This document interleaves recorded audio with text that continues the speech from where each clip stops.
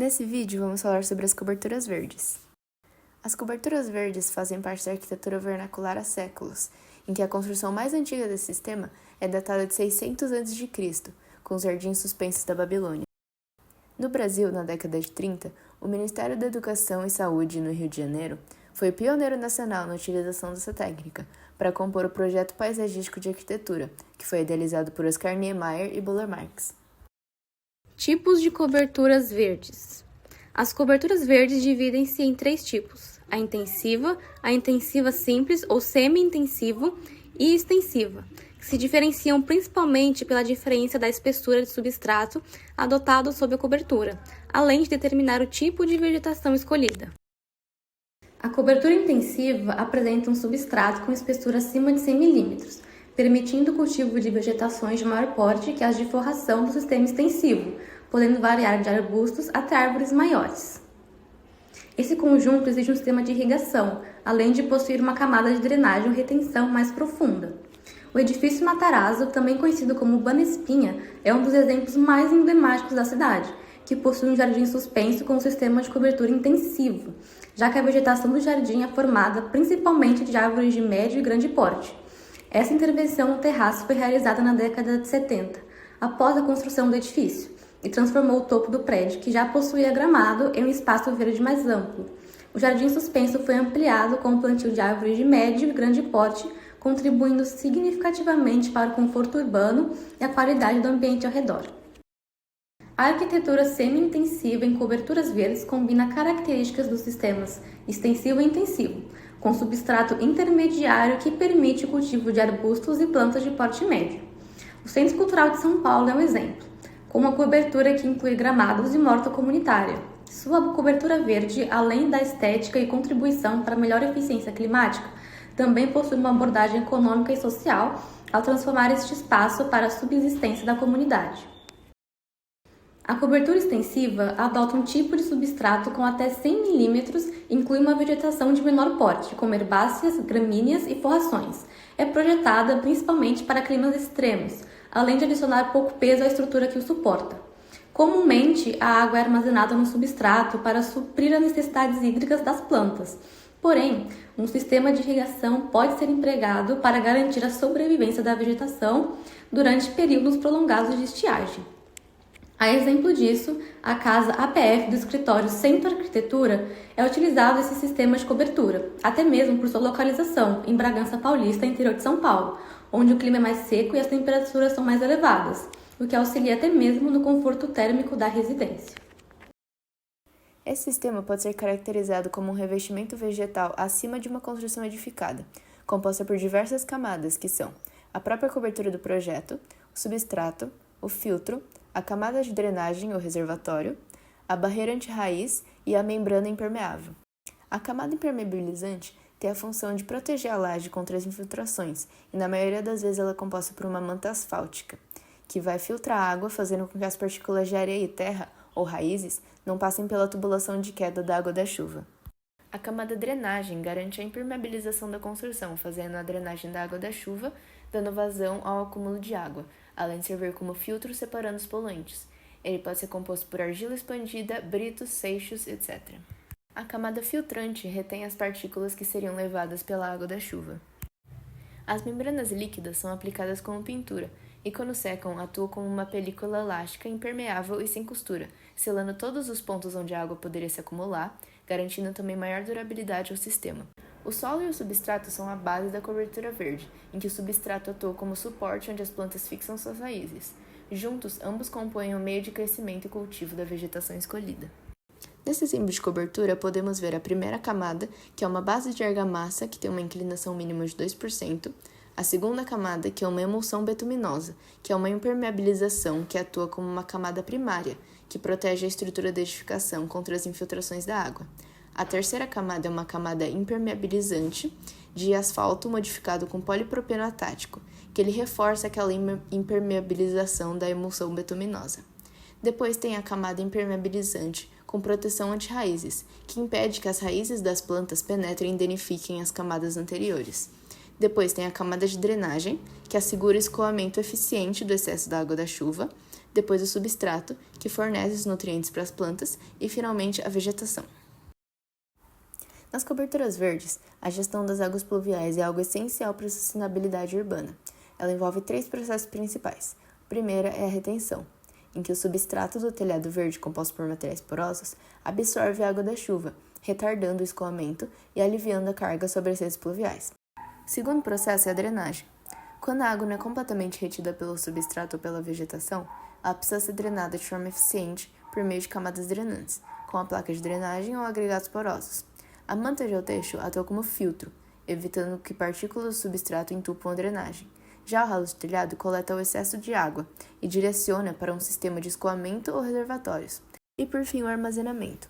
A água captada pelo ralo do telhado pode ser direcionada para cisternas ou reservatórios, permitindo seu reaproveitamento para irrigação das plantas ou para outras necessidades não potáveis como limpeza, que contribui diretamente para a sustentabilidade do prédio. Requisitos técnicos para a instalação do telhado verde. Antes da instalação do telhado verde, a laje deve ser impermeabilizada e ter um sistema de drenagem, além do reforço estrutural que deve ser considerado e calculado corretamente para evitar possíveis patologias na construção. De acordo com Townderland 2010 e Rui 2011, as cargas estruturais em coberturas verdes podem ser classificadas em cargas mortas e cargas vivas. As cargas mortas são permanentes, como as plantas, enquanto as cargas vivas são temporárias, como o peso de pessoas. A carga estrutural típica para coberturas verdes extensivas é de 80 a 150 kg por metro quadrado, e para extensivas, de 300 a 1.000 kg por metro quadrado. A laje de cobertura que receberá esse sistema precisa de pelo menos 2% de inclinação, porém este número pode variar de acordo com o tipo de laje e vegetação utilizada, podendo chegar até 35%, visando evitar a possibilidade de erosões após fortes chuvas. Medidas de segurança com o aumento da inclinação na cobertura. Quando o telhado tem inclinação superior a 20 graus, a camada de solo ou plantas precisam grudar corretamente para evitar que escorregue, especialmente quando estiver úmida. Isso pode ser feito usando cintas horizontais ou módulos que assegurem a estabilidade do sistema. Antes de se instalar uma cobertura verde, também é essencial estudar a climatologia da região. Isso ajuda a garantir a eficácia e a durabilidade da cobertura. Os pontos principais a serem analisados são a precipitação, pois essa determina a necessidade para que os sistemas de drenagem sejam eficientes para evitar alagamentos. A temperatura, pois essa influencia a escolha das plantas, garantindo que essas sejam adequadas para o clima local. A radiação solar. O estudo da luz solar ajuda na escolha de plantas que precisam de mais ou menos exposição solar. Os ventos, a intensidade e direção do vento impactam tanto na proteção das plantas quanto no conforto térmico do edifício. E também as mudanças climáticas. Considerar projeções climáticas futuras também é essencial para escolher plantas adequadas, garantindo que a vegetação seja resistente a variações climáticas do local. A cobertura verde possui uma série de benefícios, tais como redução da temperatura. Este sistema permite a redução das amplitudes térmicas, que é a diferença entre a temperatura máxima e mínima no local que está inserida. A vegetação absorve grande parte da luz solar, reduzindo a quantidade de calor no ambiente interno das edificações, diminuindo a necessidade do uso de ar-condicionado e, com isso, reduzindo o consumo energético do edifício, além de auxiliar no combate às ilhas de calor, resultantes da grande quantidade de construção nas cidades. Biodiversidade em áreas urbanas. A cobertura vegetal nas edificações também se configura como uma maneira de recuperar áreas verdes para ampliar a biodiversidade em áreas edificadas, já que diversos insetos e aves começam a frequentar a cobertura. Conforto ambiental. Na região do telhado verde ocorre a filtragem do ar, o que possibilita um maior bem-estar para a população. Já as diferentes camadas que formam a infraestrutura diminuem o nível de ruído que passa para o ambiente interno. Durabilidade. A laje com sobreposição vegetal pode aumentar a durabilidade da cobertura do edifício, uma vez que este sistema possui uma melhor resposta às variações de temperatura, e a conservação de uma edificação está diretamente ligada ao gradiente térmico do meio que estão submetidos. E o controle de incêndios também. As coberturas verdes ajudam a retardar a propagação do fogo, principalmente quando o substrato está saturado. Isso aumenta a segurança do edifício e as coberturas verdes podem até reduzir custos com seguros, com desconto de até 20% se atendidos às normas de segurança contra incêndios.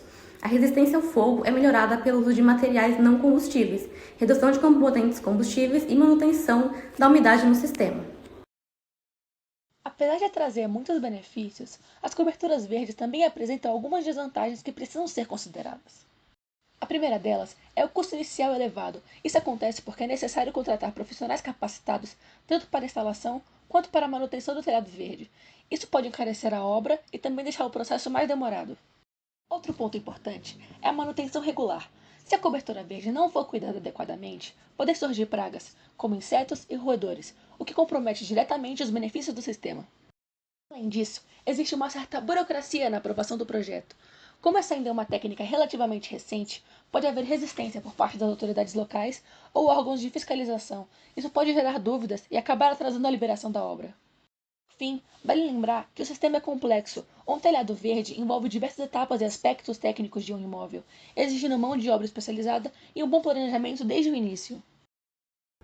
No nosso estudo de caso, escolhemos o telhado verde da sede do sistema Fê-Comércio, localizado em Porto Alegre, no Rio Grande do Sul. Ele possui 10.000 metros quadrados de extensão e é considerado um dos maiores da América Latina. Inaugurado em fevereiro de 2022, o telhado foi projetado pelo Estúdio 41 e executado pelo Ecotelhado. Feito com grama, atualmente está sendo plantado boldo para dar uma maior resistência. Entre as estratégias adotadas na execução do telhado verde nós temos: Sistema hidropônico modular com design biomimético, um sistema que emprega pouco substrato e permite o armazenamento de água sob vegetação. O design inspirado na natureza contribui para a eficiência do sistema. 2. Captação e reuso da água da chuva. O telhado possui cisternas com capacidade para armazenar até 90.000 litros de água da chuva, utilizada na irrigação da vegetação, jardinagem e abastecimento de um lago artificial. 3. Isolamento térmico e eficiência energética. A cobertura vegetal proporciona uma redução de até 5% na temperatura interna durante períodos quentes, diminuindo a necessidade de climatização artificial e resultando em economia de energia. 4. Integração com outras soluções sustentáveis. Além do telhado verde, a sede conta com uma mini usina fotovoltaica composta por 1.250 painéis solares, sistemas de automação predial, uso de gás natural em geradores e cozinhas, persianas automatizadas e aproveitamento máximo da iluminação natural. 5. Contribuição para a drenagem urbana e biodiversidade. O telhado auxilia na drenagem urbana, reduzindo os riscos de inundação e promove a biodiversidade ao atrair espécies como borboletas e pássaros. 6. Certificação ambiental. O projeto recebeu a certificação que avalia critérios como uso eficiente de recursos naturais, conforto dos usuários e impacto ambiental, consolidando o compromisso da instituição com a sustentabilidade. Como resultados, a cobertura vegetal proporcionou uma redução de aproximadamente 5% na temperatura interna durante períodos quentes, melhorando o conforto térmico e diminuindo a necessidade de climatização artificial. Além disso, o telhado atua como isolante acústico, contribuindo para a redução da poluição sonora no ambiente interno. A sede conta também com um sistema fotovoltaico composto por 1.250 painéis solares, que gera uma economia anual estimada em R$ 500 mil, representando cerca de 25% do consumo energético do prédio, ou seja, em economia de energia. O telhado verde possui cisternas com capacidade para armazenar até 90.000 litros de água da chuva, utilizada na irrigação da vegetação, jardinagem e abastecimento de um lago artificial. Essa estratégia contribuiu para a drenagem urbana, reduzindo o risco de inundações ao reter água da chuva que, de outra forma, escorreria para as ruas. O telhado verde favorece a biodiversidade, atraindo espécies como borboletas e pássaros e melhora a qualidade do ar ao reduzir a poluição. Além disso, a construção contribuiu para o desenvolvimento da infraestrutura local, com a extensão do cabeamento de fibra ótica, novas rotas de ônibus, demarcação de vias e criação de ciclovia. Além de ter recebido uma certificação ambiental que avaliou vários critérios como uso eficiente de recursos naturais, conforto e impacto ambiental, consolidando o compromisso da instituição com a sustentabilidade. Dentre as dificuldades encontradas, podemos relatar custo inicial elevado, complexidade técnica e estrutural, escolha adequada na vegetação e manutenção contínua.